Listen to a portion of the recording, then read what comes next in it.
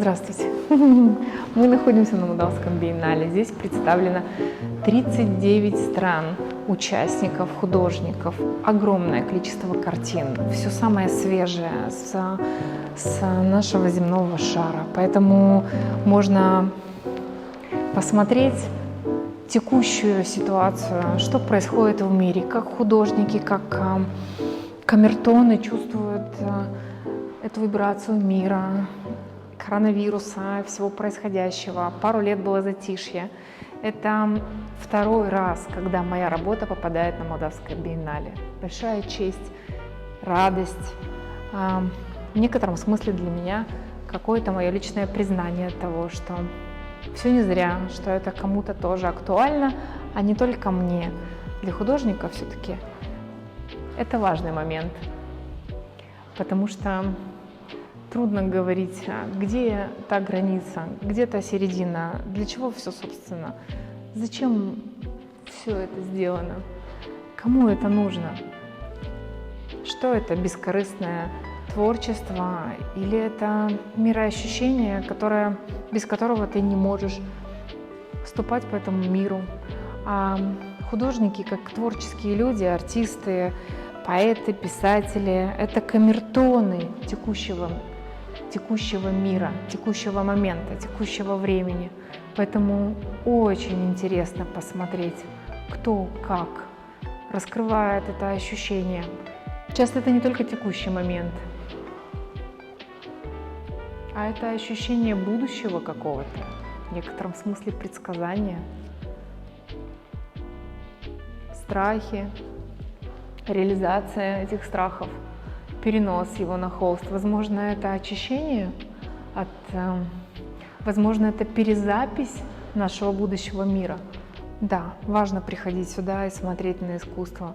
Важно приходить и приводить молодое поколение в моем понимании, потому что не важно, кто что поймет, но энергетика здесь колоссальная, просто эти картины, они дышат. То есть в первую очередь я увидела альбом, выпущенный биенналевский, и просмотрела всех художников, и подумала о том, что бы мне хотелось посмотреть воочию. Так вот, я хочу сказать, что, как это часто бывает по логике вещей, фотография, она не передает живую работу, конечно же. И то, что мне казалось крайне интересным, в жизни кажется проще.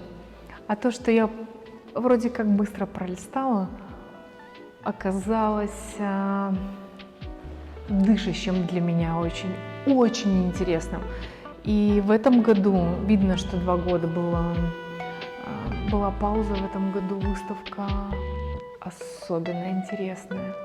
Действительно, то есть по моему ощущению, по качеству работы превосходит. Ты понимаешь, ведь по большому счету это скорость мира, это большое количество информации, обучаемость, самообучаемость, онлайн-обучаемость. У каждого человека появилась возможность просматривать все, что ему интересно, кто что делает, на каком хочешь континенте, на какой хочешь отдаленности от тебя. То есть получается, что мы, как самообучающийся организм, мы впитываем, абсорбируем, экстраполируем на себя, на свое творчество намного быстрее, чем это происходило даже 2 года назад.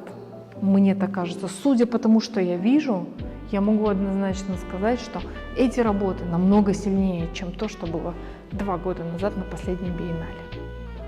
Как получается, что весь этот поток информации, который на тебя обрушивается ежесекундно, на каждого из нас, нету выборочных людей, на каждого из нас, она обязательно должна накладываться на что-то внутреннее, на понимание этого мира, на ощущение, потому что просто пустая информация, она плохо действует, она только раздражает ментально человека и делает более нервным социум, понимаешь? То есть кругом психи по финишу, то есть абсорбирование 0, потому что мы не успеваем ничего, мы как тренируемся жить. Вот надо быстро это все сделать для того, чтобы успеть, потому что то. Камон, жизнь проходит. Какая потрясающая работа.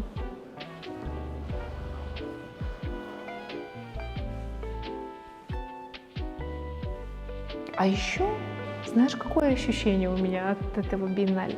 Очень много красок. Вот если просмотреть двухгодично, вот посмотри, как интересно, чем сложнее ситуация в мире, тем больше уходит художник в свою реальность, то есть как не достает этого позитива. Кстати говоря, вот если наблюдать, как развивались художники в период пандемии, именно закрытой пандемии, когда весь мир был выключен, мое было субъективное личное ощущение, что творческая часть людей, человечества начала в разы еще больше развиваться. То есть люди начали такое вытворять. Просто, то есть ты открываешь Инстаграм, понимаешь, что это потрясающе, это гениально просто. Насколько по-другому, понимаешь, вот этот период стресса, он все-таки очень необходим человечеству для того, чтобы, в моем понимании, что-то понять и категорически начать делать по-другому. Ну а для чего все это нужно? Вот это вот, чтобы скорая и дойно? Нет, однозначно нет. Что-то должно произойти.